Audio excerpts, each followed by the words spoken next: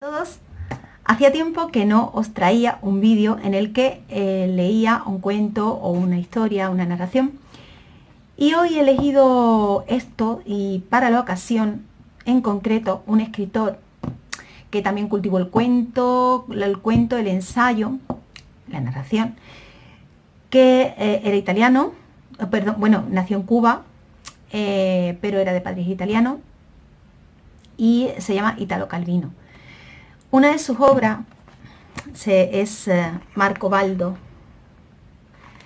Y os voy a leer un cuento que me ha encantado porque es así un poquito como en esos límites de la realidad y la ficción, ¿no? Que tanto me gusta ese tipo de narración, me encantan. Así que espero que también a vosotros os guste y vamos allá. Se titula Una equivocación de parada. Perdonad un poco la luz, pero está el día un poco así que habrá veces en las que veáis un poquito más oscura la imagen. Una equivocación de parada. Para quien detesta la casa inhóspita, el refugio preferido en las veladas frías es siempre el cinematógrafo. La pasión de Marco Baldo eran las películas en color, sobre la pantalla panorámica que permite abrazar los más dilatados horizontes. Praderas, montañas rocosas, selvas ecuatoriales, islas en que se vive coronado de flores. Se veía la película 2 veces. Salía solo cuando cerraban el local y en su magín seguía habitando aquellos paisajes y respirando sus colores. Pero al volver para casa en la noche lloviznosa, el aguardar en la parada del tranvía número 30, el comprobar que su vida ya no conocería más escenario que tranvías, semáforos, vivienda en semisótanos, fogones de gas, ropa tendida, almacenes y sección de embalaje, le iban desvaneciendo el esplendor de la película en una tristeza desteñida y gris. Aquella noche, el film que había visto se desarrollaba en las selvas de la India.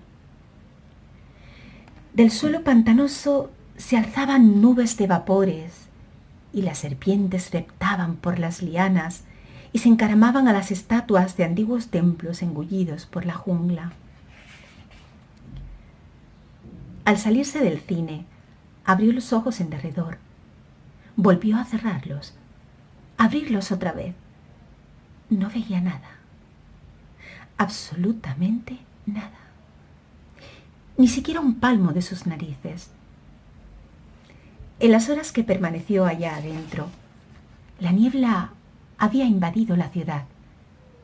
Una niebla espesa, opaca, que envolvía las cosas y los sonidos, trabucaba las distancias en un espacio sin dimensiones, barajaba las luces en la oscuridad, transformándolas en relumbres sin lugar ni forma.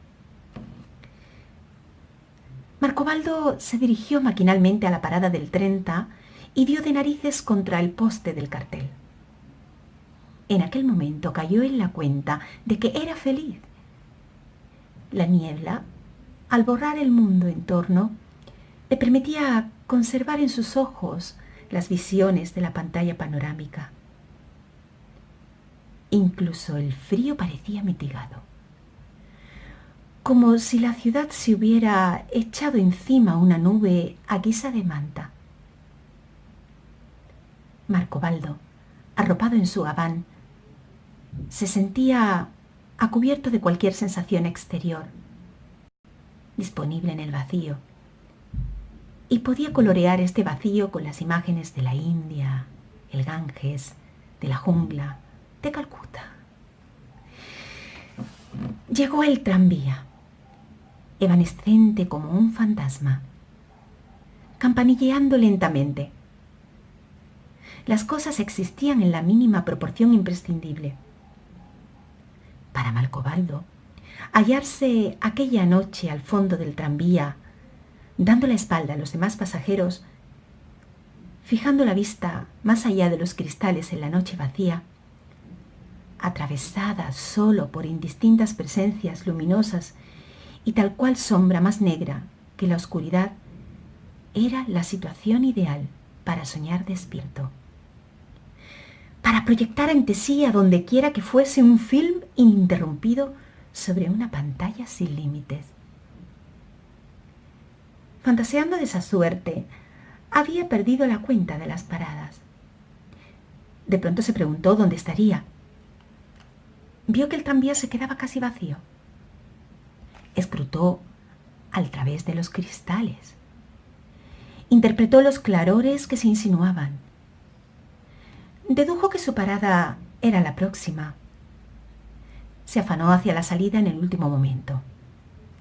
Se apeó. Echó un vistazo en derredor buscando algún punto de referencia. Pero las pocas sombras y luces que sus ojos alcanzaban a percibir no se componían en ninguna imagen conocida. Se había confundido de parada y no sabía dónde estaba. Con que encontrara a un transeúnte era cuestión de nada preguntar por la calle. Mas, sea por lo solitario del lugar, la hora, el tiempo impracticable, no se veía ni sombra de alma viva.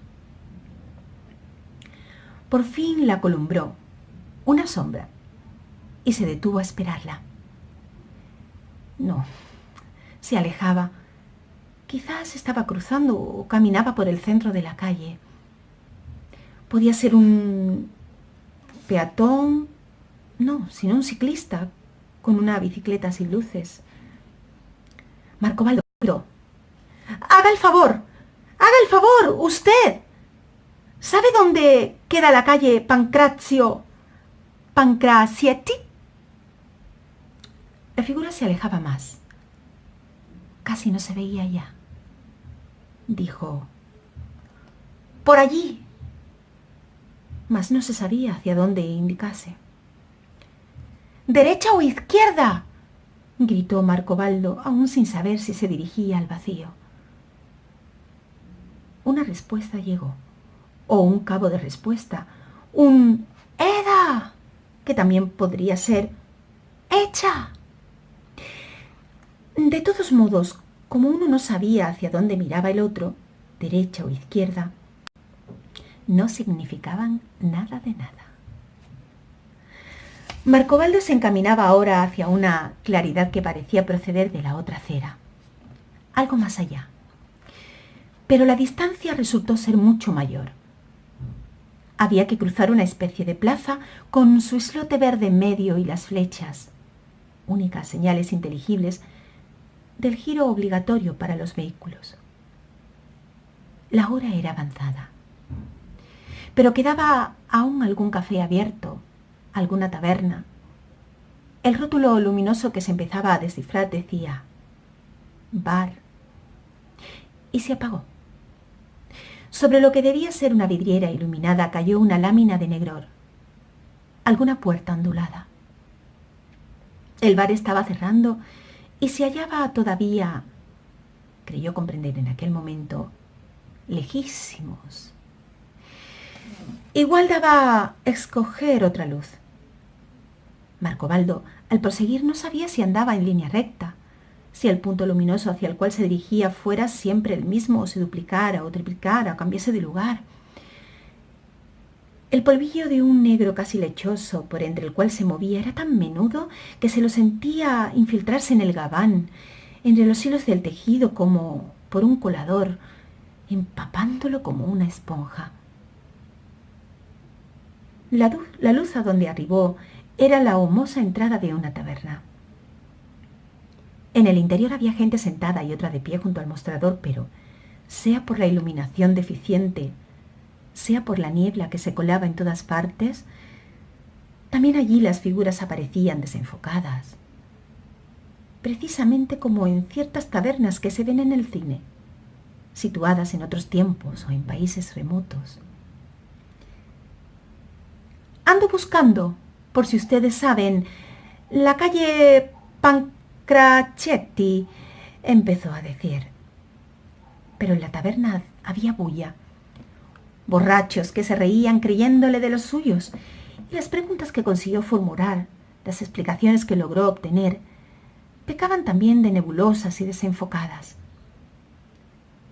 Tanto más cuanto, para calentarse, pidió, o mejor, se dejó imponer por los que estaban junto al mostrador, un cuartillo de vino en un primer momento, y luego medio litro más, con alguna copita que, acompañada de grandes manotazos en los hombros, le ofrecieron aquellos.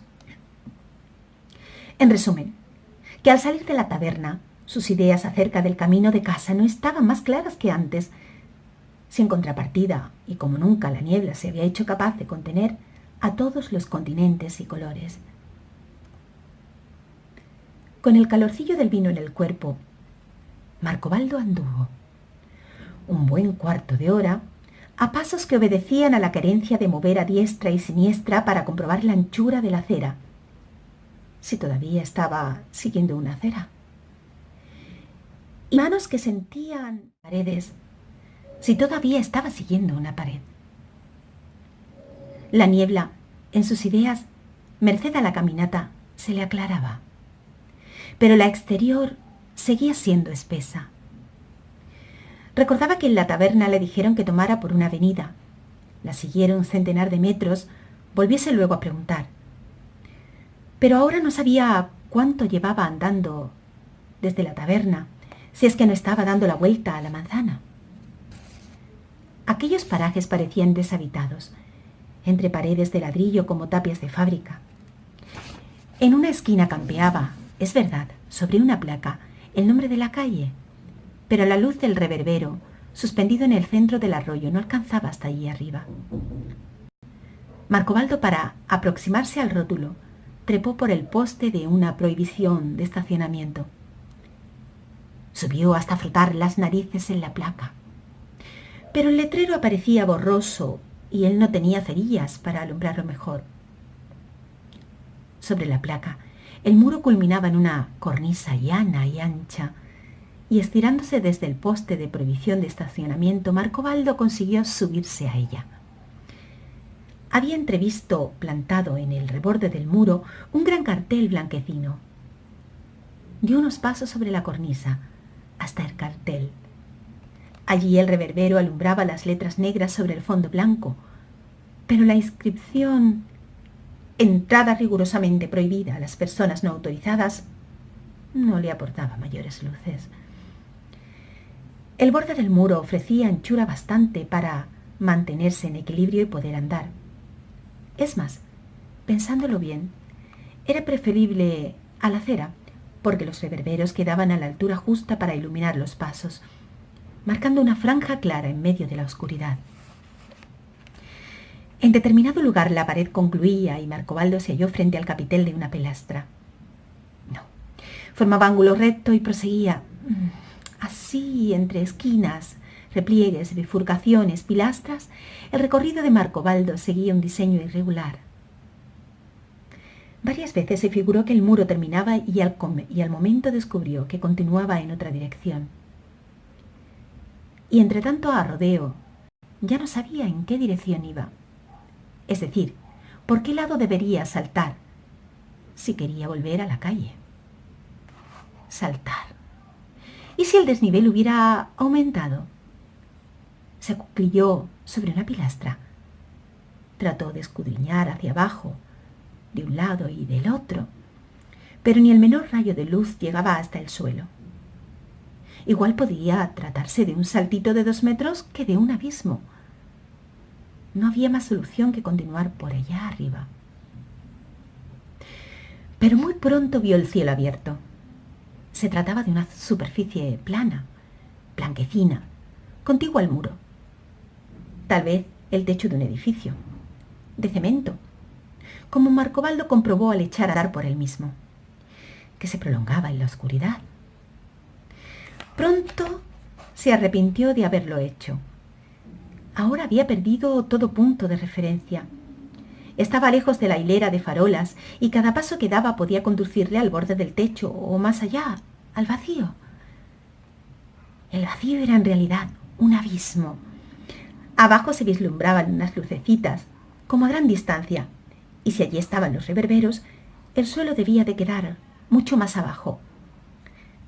Marcobaldo se hallaba suspendido en un espacio difícil de imaginar.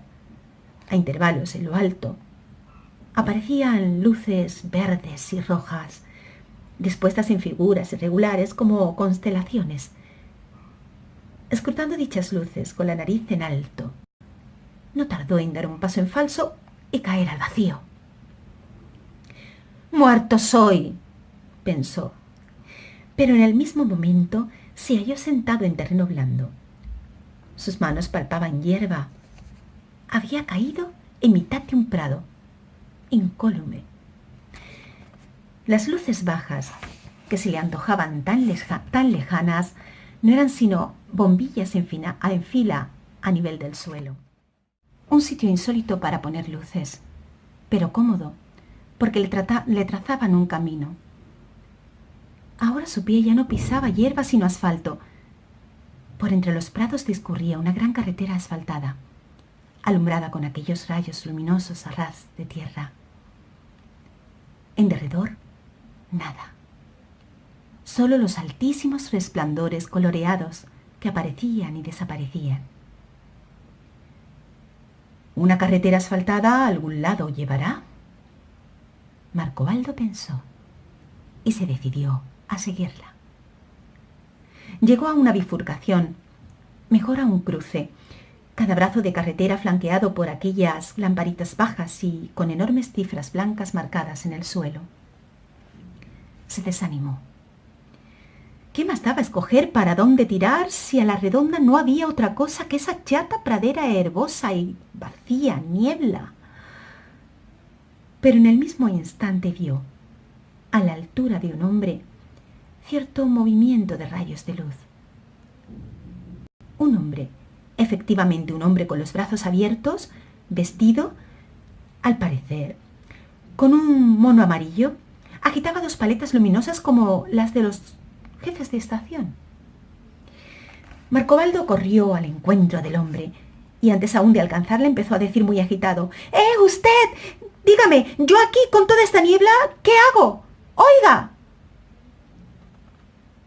No se preocupe, respondió tranquila y cortés la voz del hombre de amarillo. Por encima de los 1000 metros no hay niebla. Vaya tranquilo. La escalerilla queda allí delante. Los otros ya han subido. Era un galimatías, pero alentador. A Marcobaldo sobre todo le gustó oír que a poca distancia había otras personas. Siguió para reunirse con ellas, sin meterse en más preguntas. La escalerilla misteriosamente anunciada era en realidad una escalerita de cómodos peldaños, entre dos parapetos, que blanqueaba en la oscuridad. Marcobaldo subió. Ante una puertecilla, una muchacha le saludó con tanta amabilidad que parecía imposible se dirigiera precisamente a él. Marcobaldo se deshizo en cumplidos. «A sus pies, señorita. Las gracias que usted tiene». Empapado de humedad y frío, le pareció un milagro hallar refugio bajo un techo. Entró, entornó los ojos deslumbrado. No estaba en una casa. Estaba... ¿dónde? En un autobús, pudo colegir. Un largo autobús con muchos sitios vacíos. Se sentó de ordinario. Para volver a casa tomaba no el autobús, sino el tranvía porque el billete costaba algo menos. Pero esta vez se había extraviado en una zona tan apartada que evidentemente solo había servicio de autobuses. Menos mal que llegaba a tiempo para esta que debía ser la última carrera. Y qué mullidos, acogedores los asientos. Marcobaldo, ahora que lo sabía, se propuso tomar siempre el autobús, sin importarle que a los pasajeros les impusieran algunas obligaciones. «Sírvanse a ajustarse los cinturones», decía un altavoz, «y abstenerse de fumar».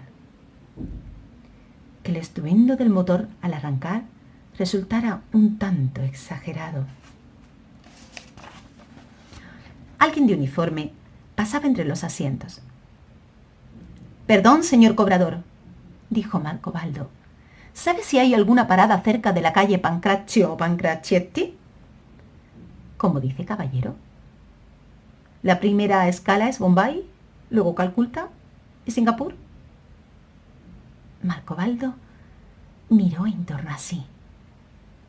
Los demás asientos estaban ocupados por impasibles indios con su barba y su turbante. Había asimismo alguna mujer envuelta en un sari bordado y con un circulito de laca sobre la frente. La noche en las ventanillas fulgía cuajada de estrellas. Una vez que el avión, salvada la tupida colcha de niebla, volaba en el cielo límpido de las grandes alturas. Pues hasta aquí el relato. Espero que os haya gustado. Maravilloso que sí, de Italo Calvino. Bueno, pues sin más, me despido hasta una próxima entrega de este canal Cuenticiente. Un beso a todos y gracias.